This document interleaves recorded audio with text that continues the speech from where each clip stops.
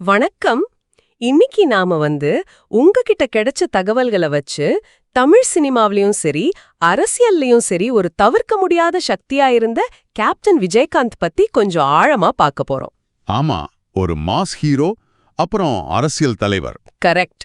ஒரு மாஸ் ஹீரோவா இருந்து அரசியல்ல ஒரு புயலையே கிளப்பின அவரோட கதை, குறிப்பா ஜெயலலிதா கருணாநிதி மாதிரி பெரிய தலைவர்களோட அவர் மோதின விதத்தெல்லாம் கொஞ்சம் உன்னிப்பா பார்க்கலாம்.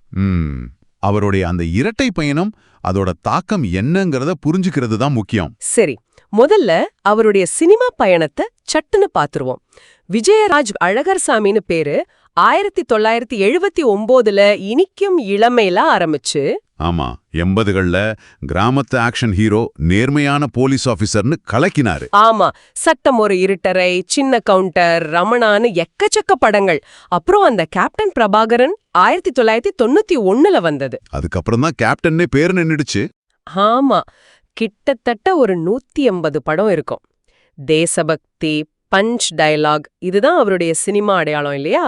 இங்க ஒரு விஷயம் கவனிக்கணும் பாருங்க. அந்த ஸ்கிரீன்ல காட்டின நேர்மை, அநீதியை தட்டி கேட்கிற குணம், அது சும்மா சினிமாவுக்கு மட்டும் உதவல. ஓ, அப்ப அரசியலுக்கும் அதுதான் அடித்தளமா? நிச்சயமா. நீங்க கொடுத்த குறிப்புகள் படி பார்த்தா, அப்போ இருந்த அரசியல் சூழல், ஊழல் பத்தின ஒரு சலிப்பு, இதெல்லாம் மக்கள்கிட்ட இருந்தது. சரி. அப்போ 2005ல அவர் தேமுதிக ஆரம்பிச்சப்போ, அது வெறும் ஒரு நடிகர் கட்சி ஆரம்பிக்கிற மாதிரி இல்ல, ஏதோ ஒரு மீட்பர் வர்ற மாதிரி ஒரு ஃபீல் இருந்துச்சு சில பேருக்கு. அப்படியா?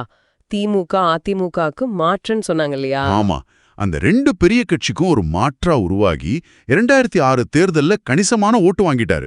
எல்லாரும் ஆச்சரியப்பட்டாங்க. வெறும் மாற்றுன்னு இல்லாம கிராமங்கள்ல, சின்ன நகரங்கள்ல இருந்த அதிருப்திய அவர் பக்கம் இழுத்தாரு. ஸ்கிரீன்ல வர்ற மாதிரியே நேரடியா ஆக்ஷன் எடுப்பார்னு ஒரு நம்பிக்கை. அந்த ஆரம்ப வெற்றி அப்புறம் 2011ல ஒரு பெரிய ஸ்டெப்புக்கு போச்சு இல்லையா? அதிமுகவோட கூட்டணி. ஆமா, எதிர்க்கட்சி தலைவர், ஒரு புது கட்சி தலைவருக்கு இது பெரிய விஷயம். ஆனா அந்த உயரும் அது ரொம்ப நாள் நீடிக்கல போல.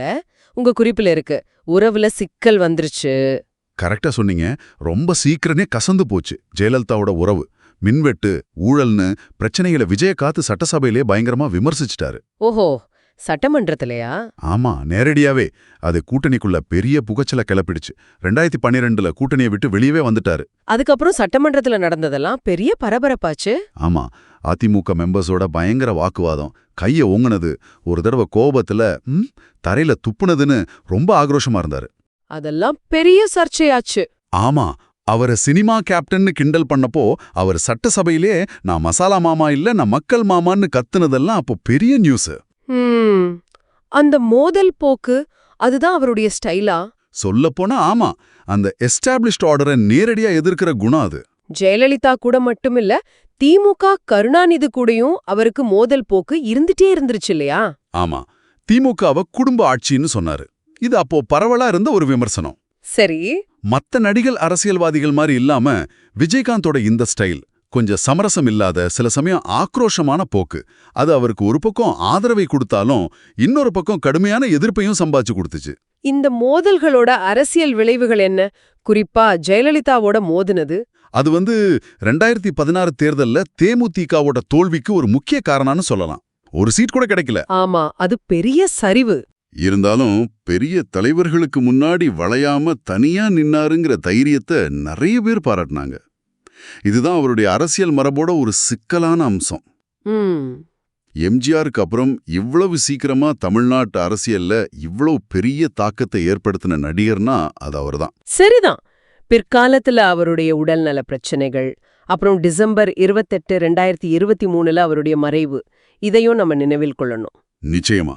அப்போ இந்த மொத்த பயணத்தையும் வச்சு பார்க்கும்போது நமக்கு என்ன தெரியுது? சினிமால ஒரு மாஸ் ஹீரோ, அரசியல்ல ஒரு மாற்றத்துக்கான சக்தியா உருமானாரு. ஆமா, அப்புறம் அவருடைய அந்த தைரியமான ஆனா சர்ச்சைக்குரிய மோதல் போக்கால தமிழ்நாட்டு அரசியல்ல ஒரு தனி இடத்தை பிடிச்சவர் விஜயகாந்த். சுருக்கமா சொன்னா 2 முகம் இருக்கு. ஒன்னு, மறக்க முடியாத கேப்டன்கிற சினிமா பிம்பம். இன்னொன்னு, தமிழ்நாட்டோட அந்த நிலை பெற்ற அரசியல் சக்திகளை நேரடியா சவால் செஞ்ச முக்கியமான ஆனா அதே சமயம் விவாதத்துக்குரிய ஒரு அரசியல் தலைவர்.